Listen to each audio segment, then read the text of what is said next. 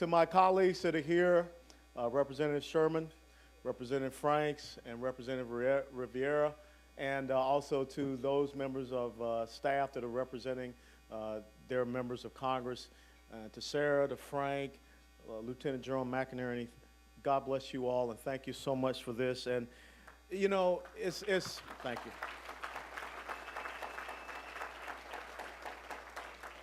You know, without a doubt, I think you all remember when Lou Gehrig made his infamous speech about being the luckiest man in the world. Well, as I stand here before you today, I truly am the luckiest man in the world, and definitely in the United States of America. And it is a country where only this could happen. We're a young man born in the inner city of Atlanta, Georgia, to low middle income family, a father who served in World War II, a mother who was a civilian employee for Marine Corps District Headquarters, an older brother who served in Vietnam, a nephew who is now serving, following my footsteps as a captain, and now I stand before you as a retired lieutenant colonel, as a member of the United States House of Representatives.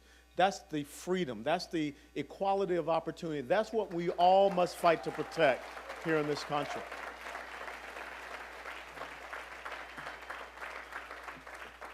Last week, Saturday, I had an interesting philosophical conversation with a gentleman back in Port St. Lucie, Florida.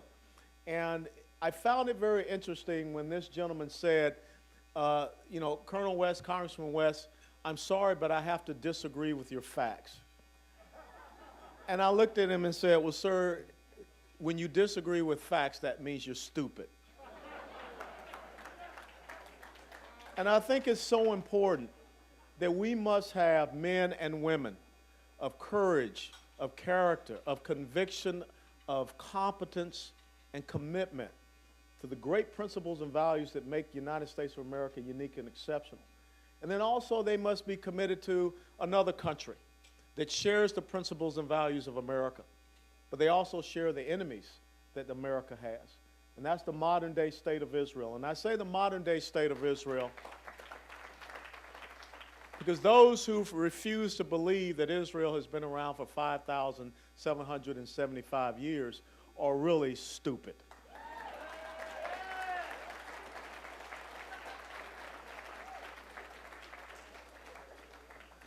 But as I stand here receiving this award, it does kind of trouble my heart, because we should not have to give out awards like this. Every single person that are members of Congress, in the administration, wherever they are in this country, should be speakers of the truth. Every single person here in Washington, D.C. should uphold the highest standards of honor, of integrity, and character, because that's what the United States military teaches us. And I'm quite sure that's what they teach the men and women of the Israeli Defense Forces. And if we could just restore that to Washington, D.C., then we wouldn't need an organization like EMET.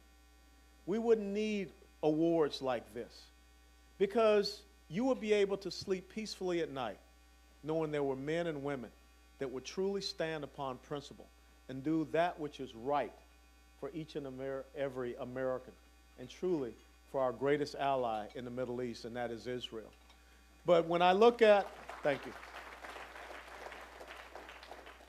the things that Sarah talked about did not have to be so. A year ago, when the administration made a decision to depose Hosni Mubarak, there were many of us that talked about the vacuum of leadership. And we tried to tell people what the Muslim Brotherhood was and who they were and their chart and why they could not be respected and trusted. And yet here we are. We tried to tell people if you took away every single military man and woman of the United States away from Iraq, you would create a vacuum and would allow Iran to extend their regional hegemonic dominance. And now we have the Iranian Revolutionary Guard in Syria. We tried to tell people that the United Nations intervention force in Lebanon in UN Resolution 1701 was failing. No one would listen. And now we have some 50 to 55,000 medium and long-range rockets and missiles in southern Lebanon, so that every single city in Israel could be struck from southern Lebanon. We tried to tell people about what could happen in Gaza if you did not deal properly with Hamas, Islamic Jihad, Al-Quds, and Al-Aqsa's Martyrs Brigade. We tried to tell people that if you want peace in the Middle East, you have to have a willing peace partner. And that's not what you have in Mahmoud Abbas. We have to we must get men and women of honor here in Washington, D.C. Because I truly do believe that the greatest days for America and Israel are ahead. But the challenge is before us. And what will the American people do? What will each and every one of you here tonight, what will the people across that great ocean in Israel do? We must bond together, and we must stand and realize that for someone such as myself, America is truly my physical homeland, but Israel is my spiritual homeland.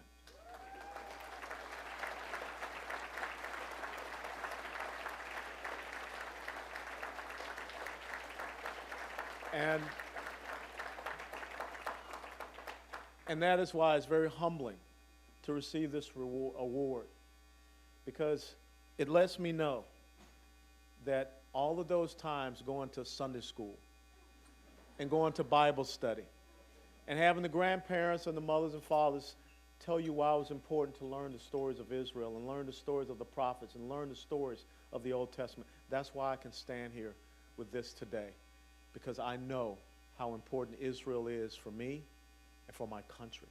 So God bless you all, and thank you so much for this honor. Thank you.